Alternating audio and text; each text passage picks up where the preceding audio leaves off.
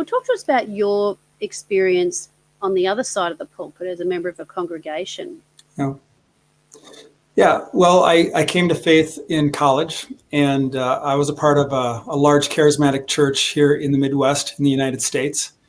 And it was very exciting. As I look back on it, it was probably pretty legalistic. But, I think when you're a new Christian, you can absorb legalism a little bit better because at least I was very hungry to know what to do. Again, I think probably out of my shame-based upbringing, I wanted to know the things that would make people happy and God happy. So that was I didn't see it as toxic at the time. Looking back, I can see some of those things were legalistic and / toxic now. But then I got into a church plant. It was a small church. And that's where I really cut my teeth in pastoring. I was an associate pastor, just part-time. But over time, the senior pastor, he became very paranoid. In fact, he had a vision one time when he felt that, and he had a vision of the church building, and anyone who left the building, a storm hit, and the storm, killed those people. So the implication was that you needed to stay inside the church, otherwise, God was going to get you, kind of thing.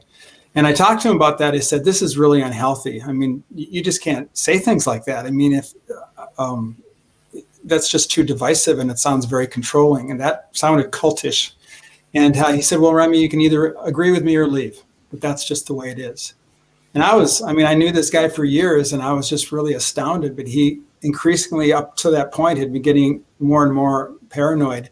And I said, okay, I mean, if that's the choice you're giving me, then I have to leave. And I was surprised. It was pretty devastating to me. I look back at that time now, and I didn't know anything about spiritual abuse. I didn't even know the term at the time. And I probably thought it was an aberration. It was probably, this wasn't happening to anybody any place else. And it really sent me into a tailspin for about 5 years. I left the church. I didn't leave Jesus, but I left the church just because it was so disorienting to me that my church experiences weren't working out. And then finally, I just thought, well, Jesus loves the church.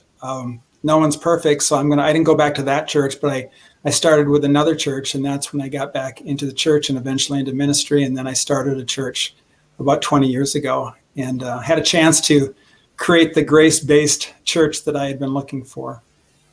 Oh, I love that you've had the experience on both sides.